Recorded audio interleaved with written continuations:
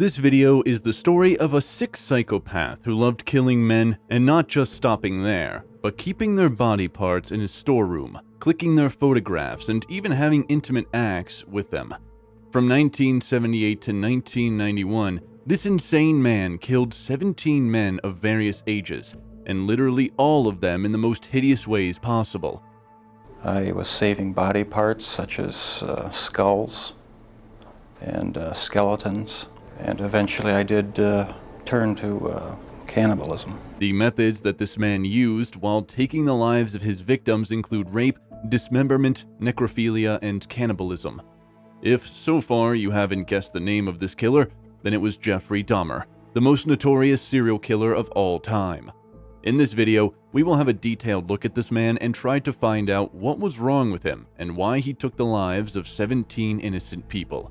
And remember, this video is not for people with weak hearts, because it contains real murder incidents. So, let's get started. Childhood.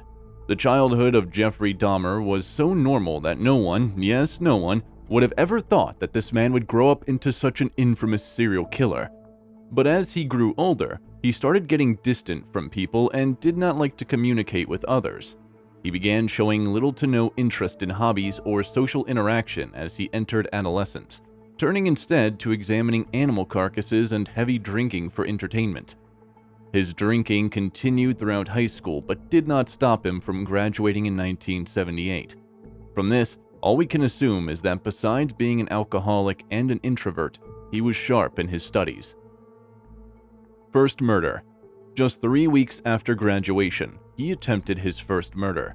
At this time, he was just an 18-year-old graduate who was living alone in his family house because his parents were divorced. It seems like he had a lot of dark thoughts growing in his mind when he acted on them and attempted this heinous act. The first person of the murder spree was a hitchhiker, Stephen Hicks. Jeffrey Dahmer offered Stephen to take him back to his father's house after giving him a beer. But when Hicks decided to leave, Dahmer hit him in the back of the head with a 10-pound dumbbell. Dahmer then dissected, dissolved, pulverized, and scattered the now imperceptible remains throughout his backyard, later admitting to killing him and simply because he wanted Hicks to stay with him for one night. The victim was also 18 years old at that time. Well, one suspected anything unusual with Jeffrey, and this is how next 9 years passed before he made another shot and killed another man. The next 9 years. So what happened in the life of this man in these 9 years? Well, he enlisted for college, but was dropped out because of an excessive drinking habit, after which his father forced him to go and serve in the army, where he remained from 1979 to 1981, after which he was kicked out of there because of his over-drinking habits. After this, he started living with his grandmother in Ohio. He was into guys, which is why he frequently visited gay bathhouses. Although he did not kill anyone during these years, that does not mean he did not do anything bad. He raped several men in the bathhouses after making them unconscious with excess alcohol consumption. Second murder. His second victim was Stephen Tuomi, who was 28 years old, grew up in Antonigan in the Upper Peninsula of Michigan, and worked as a short-order cook in a Milwaukee restaurant. Classmates remembered Stephen as quiet but artistic. I was in art class with him and he made a beautiful lead-stained glass lamp that I can still remember, said classmate Priscilla Marley Chenoweth. It was just beautiful. I remember he could do just about anything artistic. But who knew that he would fall prey to the psycho monster?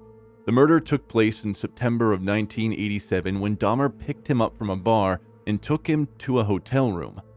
The next morning, Dahmer woke up next to the dead body of Stephen. He later stated that he had no memory of actually murdering Tuomi, implying that he had committed the crime on some sort of blacked-out impulse. One time I brought this young man back to the hotel room, the Ambassador Hotel. Was just planning on drugging him and spending the night with him. I had no intention of hurting him. When I woke up in the morning, he had a broken rib here, was heavily bruised. Apparently I had beaten him to death with my fists. And you have no memory of it? I have no memory of it. But that's what started the whole spree all over again. This was the time and place where Jeffrey became addicted to killing people and actually began his murder spree. Following Tuomi, the killings continued in a continuous and back-to-back fashion. Jeffrey killed 2 people in 1988, 1 in 1989, and 4 in 1990. All the victims who fell into his plan were taken either from bars or were prostitutes whom Jeffrey drugged, raped, and killed. Jeffrey was not a normal killer. At this point, he got addicted to some very disturbing things, like having intercourse with the dead bodies of the victims, which he reportedly found very pleasing and satisfying. Not just this, he also enjoyed taking pictures of the dead bodies while he did these acts, and even preserving different body parts of their bodies, like the skull and genitals. So you're probably wondering how no one noticed these strange things, or how he was acting so normally in his life that no one noticed he was a murderer. Well, he did not act so normal, in fact. During this period, Dahmer was arrested for an incident at his job at the Ambrosia Chocolate Factory, where he drugged and sexually fondled a 13-year-old boy. For this, he was given a sentence of 5 years probation, including 1 year at a work release camp, and was required to register as a sex offender.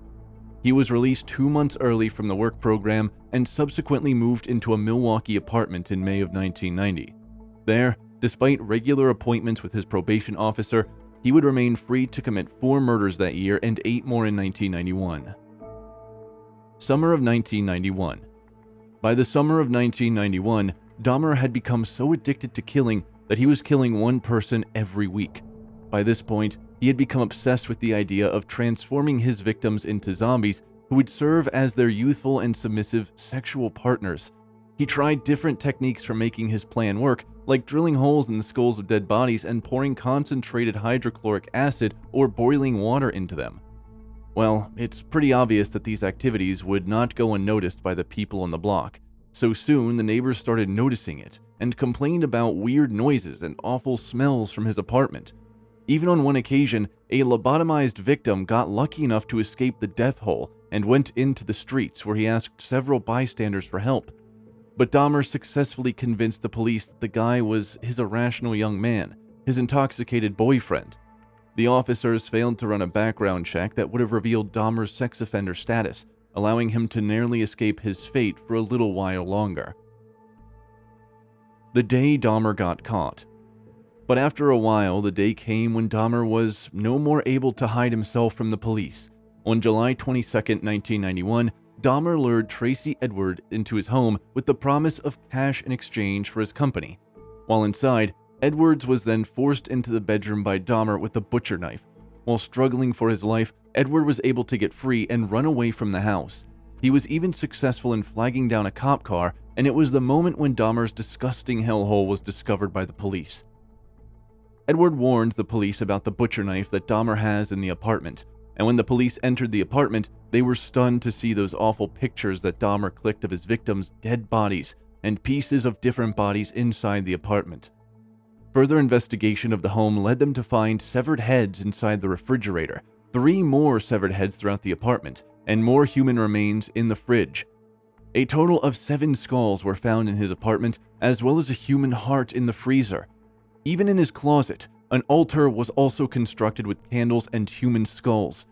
After being taken into custody, Dahmer confessed and began divulging the gruesome details of his crimes to the authorities.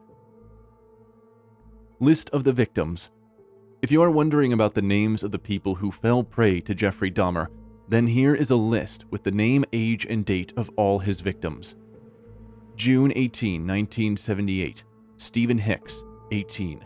November 20, 1987, Stephen Tuomi, 24.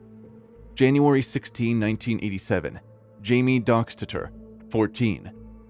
March 24, 1988, Richard Guerrero, 25. March 25, 1989, Anthony Sears, 26. May 20, 1990, Raymond Smith, also known as Ricky Beeks, 33. June 1990, Edward W. Smith, 28. September 1990, Ernest Miller, 22. September 24, 1990, David C. Thomas, 23. February 18, 1991, Curtis Strotter. April 7, 1991, Errol Lindsay, 19. May 24, 1991, Anthony Tony Hughes, 31. May 27, 1991, Conorak Synthesophone, 14. June 30, 1991, Matt Turner, 20. July 5, 1991, Jeremiah Weinberger, 23. July 15, 1991, Oliver Lacey, 23. July 19, 1991, Joseph Bradhoft, 25. The murder spree ended on July 22, 1991, when Tracy Edwards was able to escape the murderer. Otherwise, who knew how long the list would have gone? Murder charges. Dahmer was charged with 15 counts of murder, and his trial began on January 30, 1992. Despite the overwhelming evidence against him, Dahmer pleaded insanity as his defense due to the nature of his extremely disturbing and uncontrollable impulses. After 2 weeks of deliberation, the court found him sane and guilty on 15 counts of murder. He received 15 life sentences for a total of 957 years in prison. In May of that year, he entered a guilty plea for the murder of his first victim, Stephen Hicks, and was sentenced to life in prison. Dahmer served his time at the Columbia Correctional Institution in Portage, Wisconsin. This man, however, showed remorse during his time in jail and even wished for his own death. Inside the jail, he was attacked twice by another inmate. In the first attack, his neck was sliced open, but the wounds were only superficial. The second time, on November 28, 1994, he was attacked by an inmate when they were cleaning one of the showers in the prison. When found, Dahmer was still alive but couldn't make it to the hospital. So, this was all from the video and all you need to know about this serial killer and his victims. Ending this video with prayers for the victims' families who had to witness such horrific deaths of their loved ones. And so far, if you haven't subscribed to the channel, then please do, so you can know more about such cases and can know how normal a serial killer can look from outside.